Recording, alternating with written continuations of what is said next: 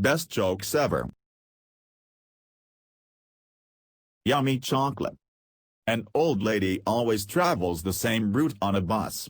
Over time, she became friendly with the driver and she'd always bring him a nice little bag of peanuts. The bus driver was enjoying the nuts at first, but after a few days he said to the lady, "Come on, Mrs. Bilker, it's really nice of you. I'm loving the peanuts, but please stop bringing me so much, have some for yourself." "Ah, no bother, young man," laughs the old lady, "I don't have my teeth anymore, I couldn't eat them even if I wanted to. But I'm crazy mad for the yummy chocolate they always come coated with."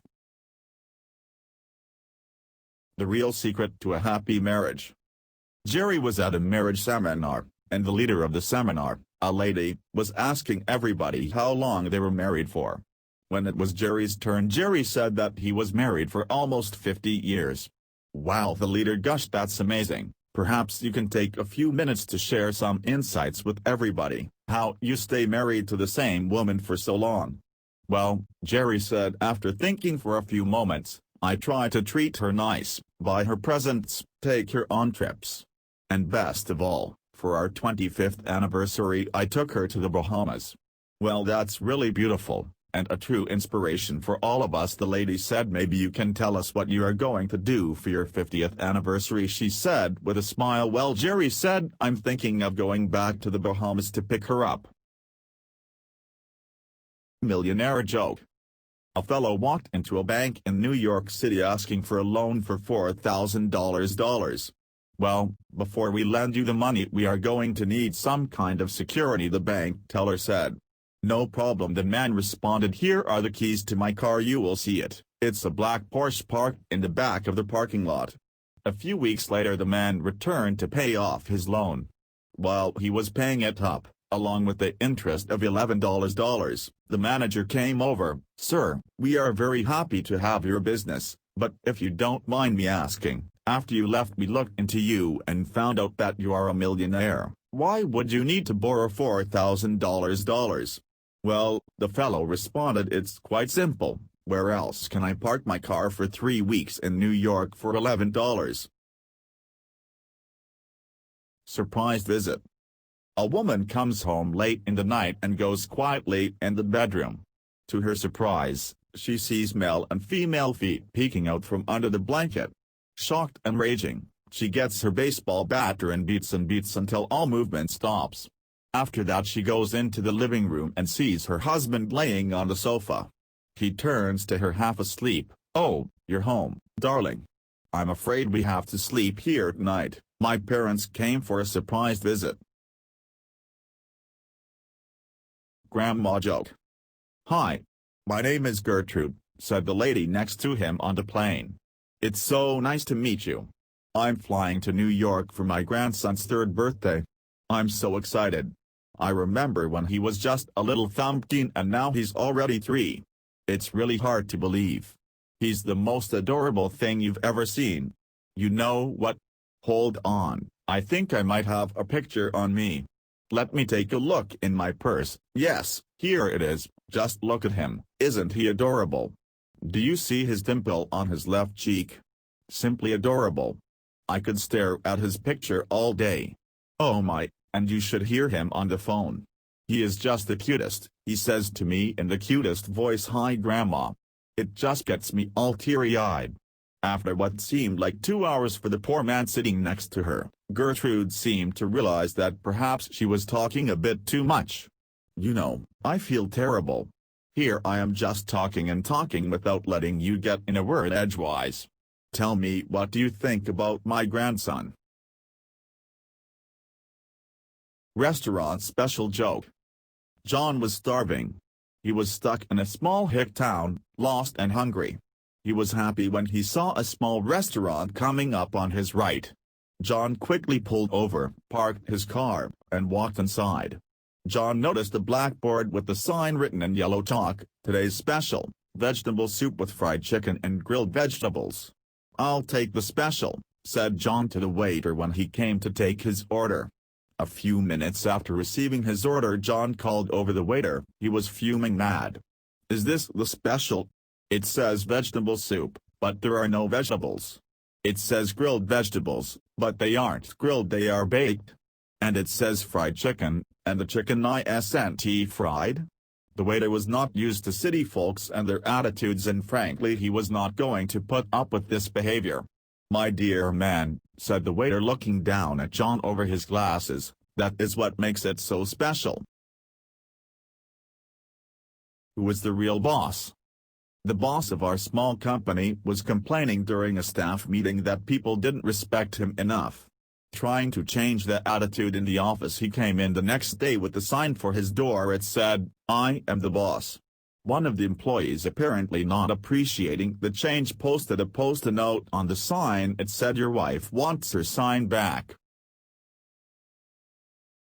Iron joke.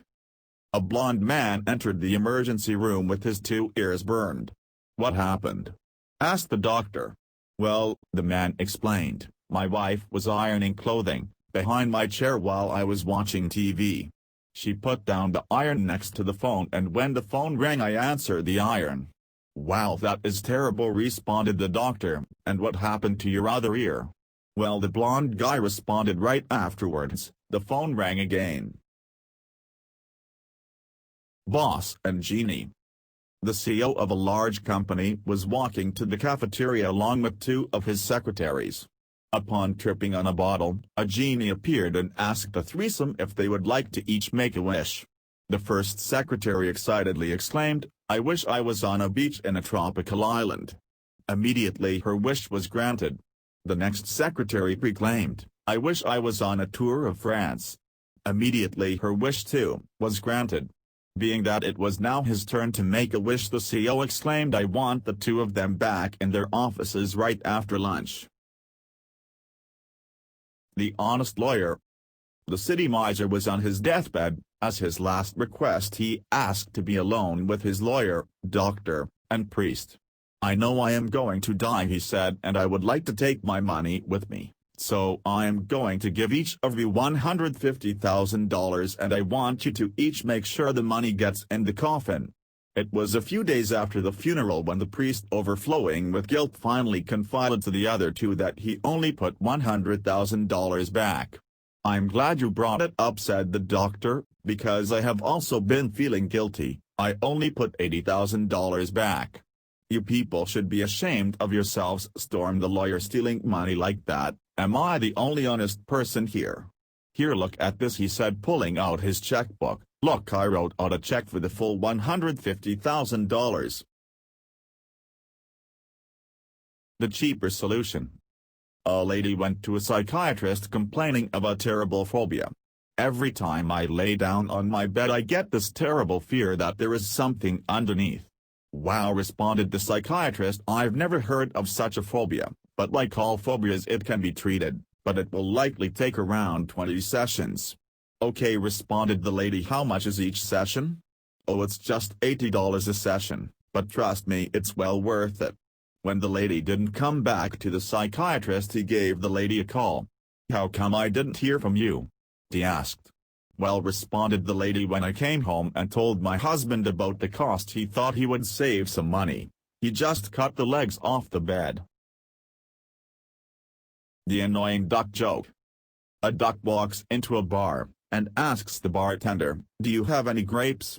"Nope," responded the bartender, "try somewhere else." The duck walks out and back in. "Do you sell grapes?" "I told you already I don't," responded the bartender, "stop bothering me." The duck walks back out and then back in again. "Stop right where you are," the bartender screams. "You ask me again if I have grapes, I will take a hammer and nail your feet to the floor." The duck walks out and then back in again. "Do you sell nails?" he asks. "No," responded the bartender. "Do you sell grapes?" Good men are hard to find. A lady rubbed a bottle and a genie popped out. "You have 1 wish," said the genie. "Hey," countered the lady, "I thought I'd get 3 wishes." "Not from me," said the genie, "I'm not that powerful." "Okay," responded the lady, taking out a map, "I am making a wish for peace between this country." "I'm really sorry," said the genie, "but I am not powerful enough for that." "That's fine," said the lady, "instead I would like to find a cool, caring man, who loves children, and cooking." The genie sighed and said, "All right. Let me see that map again." The real mother-in-law. Once two ladies came before King Solomon, fighting over a boy. "He's my son-in-law," one said. "No, he's mine," countered the other. After thinking for a few minutes, the king finally decided on a ruling. "Bring me my sword and we will cut the boy in half. They will each get half." "No," the first lady screamed, "don't cut him in half. I would rather the second lady get the whole son-in-law." "Aha," said King Solomon with a big smile. "I now know who is the real mother-in-law. For only the real mother-in-law would stand quietly while her son-in-law gets cut in half."